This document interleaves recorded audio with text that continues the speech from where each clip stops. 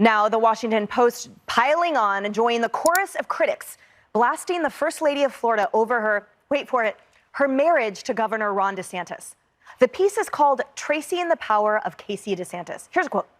As Ron DeSantis pursues the presidency, his wife's role is limitless. Casey, 42, isn't a typical political spouse. Why does that inspire so much fear? Her rise in TV and insular marriage tell the story. Defenders of Casey DeSantis are pointing out a double standard. For example, Mary Catherine Ham tweeting, "It is very inspiring and empowering for a woman to be in an expansive and atypical role, as long as she's a Democrat and not in one of those weird insular marriages with only two people in it. You know, the Clintons got it right."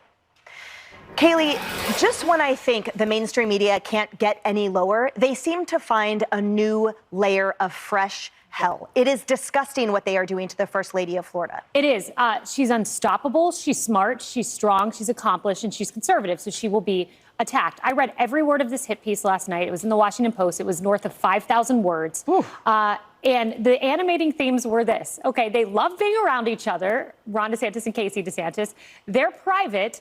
And when he was in Congress, he would leave if the vote was at noon, he'd be on his way to the airport at 12:06 because he wanted to see his family. Sounds like a great marriage to me. And then the other complaint about Ron DeSantis was this. There were three things he liked to talk about with his staff: the Constitution, baseball, and golf. I mean, okay, why is this bad? So my takeaway from this is the most flattering hit piece I have ever read. And this is the worst thing they have on the DeSantises? Wow, what a great family, a role model family, I would say. Sometimes you really have to wonder what exactly some of these figures on the right did to these people in the media to make them hate them so much. And then sometimes they tell you exactly what it is. Take Casey DeSantis, for example, or any Republican first lady or potential first lady. I mean, going all the way back to Nancy Reagan. She was a monster. Barbara Bush, a terrible person. Hillary Clinton, fantastic and wonderful and absolutely awesome for women. Laura Bush, a murderer potentially, and just a boring librarian and terrible, cold, awful, no good person. Michelle Obama, beautiful person, wonderful, greatest person that ever lived. Melania Trump, home-wrecking whore. And then Dr. Jill Biden, just the greatest doctor that ever lived. She should be the Surgeon General, says some morons on The View. And elsewhere, they pretend she's a real doctor, but she's just one of those people that walk around going, "Hey, I have a PhD. You refer to me as doctor." I'm like, yeah, but it's in, like, basket weaving. So why am I supposed to be impressed?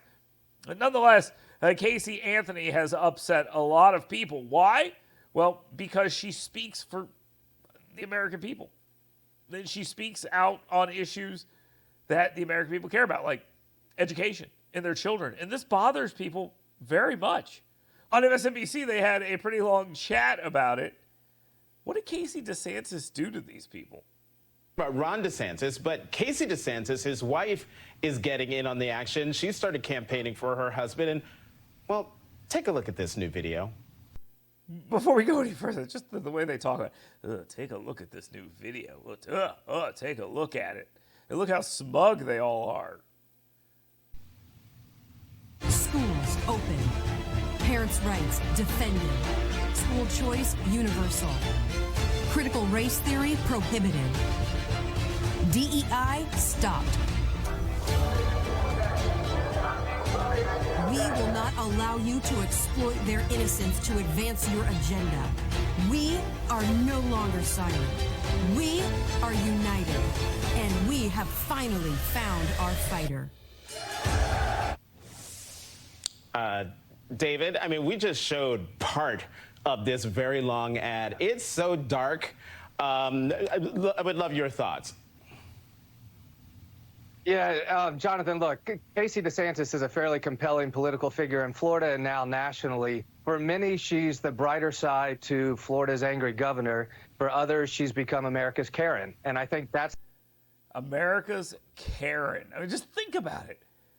They didn't show a single word she actually said. Yet she's America's Karen. Why? Because they disagree with her politically. And again, the issues she's talking about here in this ad are solely issues that Americans care about. All those issues pull very well with Americans. Doing away with DEI, doing away with CRT, not coming for our children, stopping all this LGBTQ stuff in schools. All of it's great. And they refer to her as a Karen. And by the way, this is one of the MSNBC Republicans one of the guys who hates other Republicans, so therefore he gets his fair say here, and they all nod along and smile and say, yeah, that's it. America's Karen. Look how they're trying to brand her. That's the ultimate disconnect here with a campaign that needs to embrace more constituencies to get to the White House. Look, she is a more effective messenger than Ron DeSantis, but if all she is doing is amplifying the wrong message, she's actually clarifying Ron DeSantis's weaknesses. And so this ideology, the DeSantis doctrine, if you will, that our culture wars are the most pressing moments, and we are going to invent these culture wars to terrify voters, that's simply not a message that resonates. So, as I like to say, it doesn't matter if it's presented in heels or boots. The DeSantis doctrine's a losing one. We're going to learn that the more Casey DeSantis gets out there. No, okay, let's talk about how these things are made-up culture wars.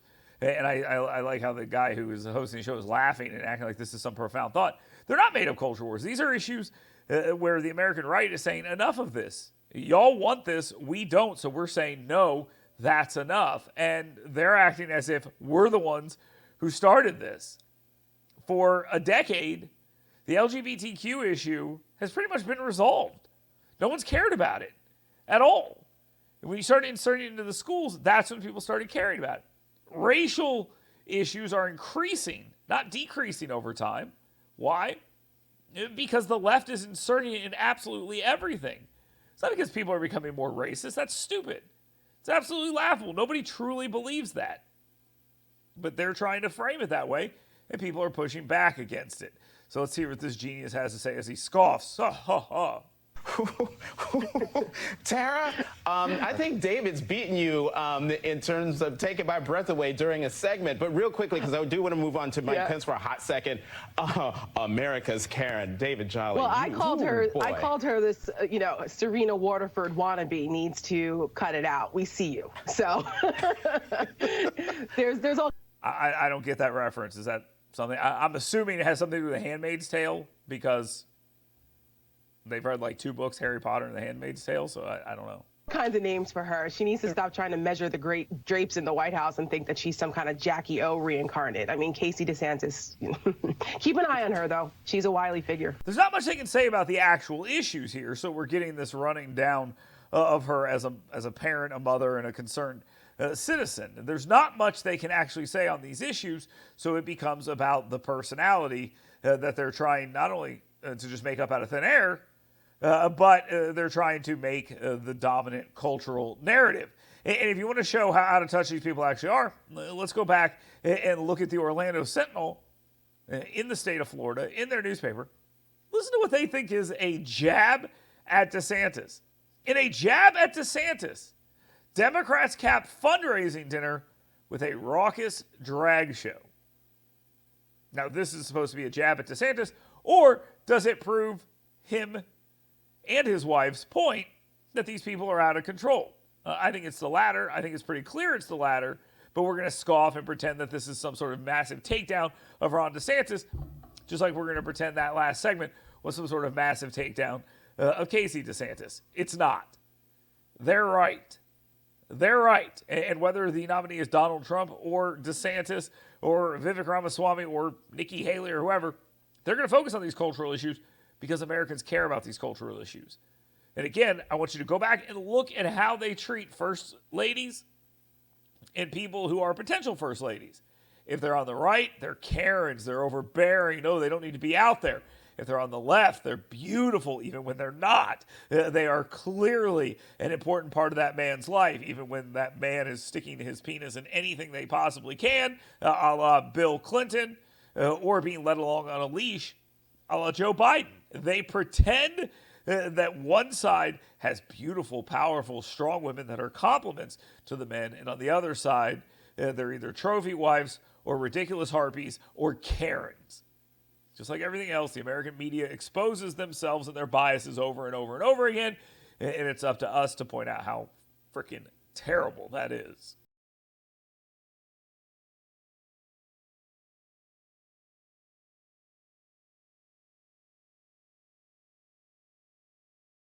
WVNN is the only radio station of relevance in North Alabama, with the most live and local talk you'll find anywhere. Start your day with the Dale Jackson Show every morning at 5 a.m. followed by the Yeffy program at 9.